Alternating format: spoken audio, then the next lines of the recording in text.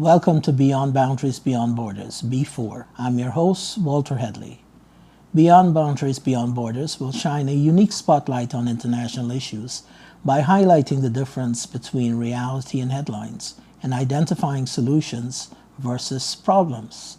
Our mission is global, but our focus will be local and relatable. Our content will look beyond the headlines and the macroeconomic level, but also the realities at the individual level. How are individuals living and surviving at the microeconomic level? What are individuals and societal impacts of conflicts? What educational and other opportunities do individuals have to advance themselves? How are individuals and collaboratives creating their own opportunities? Also, what are the environmental conditions that these individuals live in? Beyond Boundaries, Beyond Borders, B4 content is designed to educate and advocate for solutions to pressing issues affecting especially the youth population in many countries. Be sure to view and engage in our Focus On series, which will offer in-depth analyses of issues in specific countries and regions. Beyond Boundaries, Beyond Borders will provide global coverage, but we will place a keen emphasis in the global south and the countries of Africa, Asia, Latin America, and the Caribbean. Beyond Boundaries, Beyond Borders will also provide content on culture, technology, history, global and regional economic development, travel, and tourism. To put this edition in context, I will first delve into what are some of the critical issues occurring globally. There is no more pressing issue in the world today than the conflict in the Persian Gulf, in which Israel and the United States conducted kinetic military strikes against Iran. Iran has retaliated with drone and missile attacks against U.S. military bases in the Gulf, Israel, and other countries including Saudi Arabia, Kuwait, Bahrain, United Arab Emirates, Oman, and other neighboring countries. As a result of the conflict, the Strait of Hormuz, which is a vital artery for shipping, has been closed. The strait, which is located between Iran and Oman, facilitates the shipping of over 13 million barrels of oil daily. If this conflict prolongs, the economic impact globally could be staggering. In fact, within the past week, crude oil prices has shot up by 14%, with Brent crude trading at $83 per barrel and moving higher. Some have speculated that the price of oil could soon be $100. In addition to the impact on the oil markets, the current conflict has also disrupted global travel, with thousands of flight cancellations and thousands of individuals being stranded and unable to find flights to their home countries as a result of the closure of airspaces. Another conflict that's going on in the world is the ongoing war between Russia and Ukraine, which is now entering its fifth year with millions of casualties and displaced individuals. There is also ongoing civil war in the Sudan between Sudanese forces, government forces, and the Rapid Support Forces who were former allies. Also in Africa, there is fighting between government and opposition forces in the Congo, Democratic Republic of Congo, between government forces and M23 rebels. In Latin America and the Caribbean, there is an ongoing economic crisis in Cuba and growing pressure on the government to pursue economic reforms. Many Cuban exiles in Miami have called on the Trump administration to intervene militarily on the island in a manner similar as what is taking place currently in Iran. Also in Latin America, in Panama, the Supreme Court annulled the contract with C.K. Hutchison, a Hong Kong-based company for operations of the Balboa and Cristobal ports on the Panama Canal. This was a source of contention between Panama and the United States over Chinese influence in Latin America and the Caribbean. C.K. Hutchison is pursuing international arbitration for over $1.5 billion, alleging de facto appropriation of assets. In Africa, Ethiopian Prime Minister Abiy Ahmed stated that Ethiopia has no intention of invading neighbors in order to gain access to the sea. Ethiopia is landlocked and has pursued gaining sea access through Somaliland, a breakaway region of Somalia, or through Eritrea. Currently, Ethiopia uses port facilities through Djibouti, which costs Ethiopia billions of dollars each year. In Europe, French President Emmanuel Macron has stated that he will pursue and increase the country's nuclear arsenal and provide security through its nuclear umbrella to Germany, Greece, Poland, the Netherlands, Belgium, Denmark, and Sweden. In Asia, China is conducting patrols in the South China Sea and has accused the Philippines of disturbing regional peace. This has tremendous implications for both South Korea and Japan, as these are major allies of the United States. And there again also, there could be regional conflicts in the Asia-Pacific region also.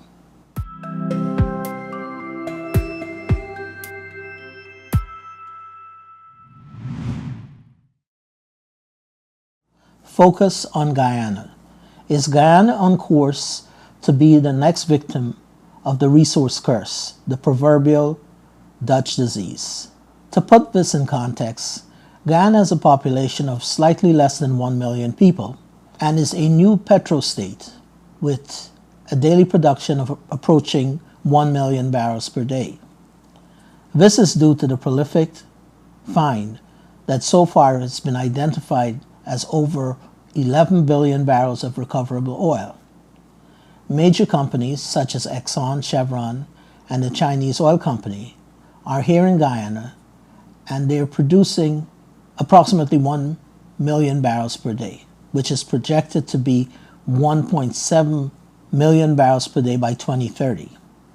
Production started in Guyana in 2020, so in 6 years, the oil companies have been able to expand and scale their production to close to 1 million barrels a day. The estimate of 11 billion barrels is very conservative. In fact, although not confirmed as yet, there are projections of recoverable capacity 3 times the 11 billion barrels that have been identified so far. The question of the resource curse is important because of the way in which the Guyanese economy is being managed and resources allocated.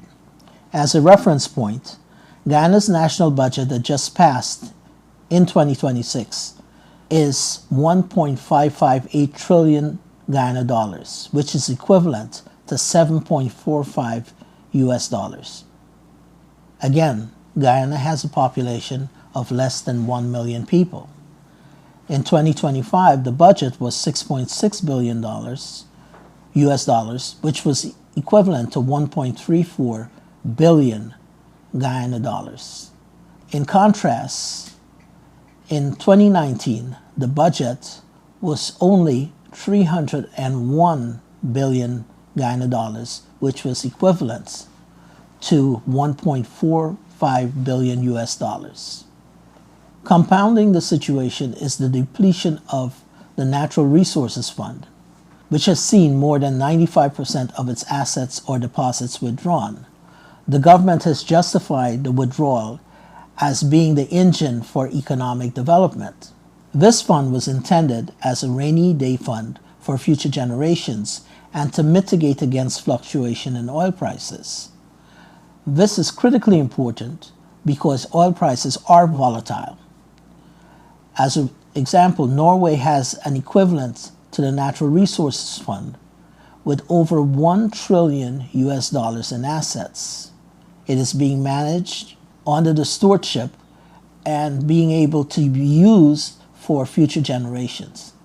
Additionally, compounding the budget issue is the focus of the budget, as there has been little or significant social transformation occurring as more than half of the budget spending is being allocated for physical infrastructure projects and not human infrastructure, such as significant wage increases for public servants, housing, education, and health.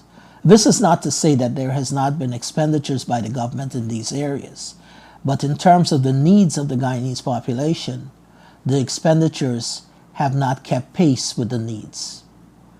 Further exacerbating the potential for the resource curse is the prolific growth of Guyana's external debt, which has grown exponentially in the past 6 years.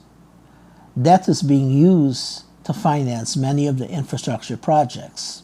In fact, the Guyana public debt is a staggering $7.7 billion US, which would essentially wipe out any savings in the Natural Resources Fund.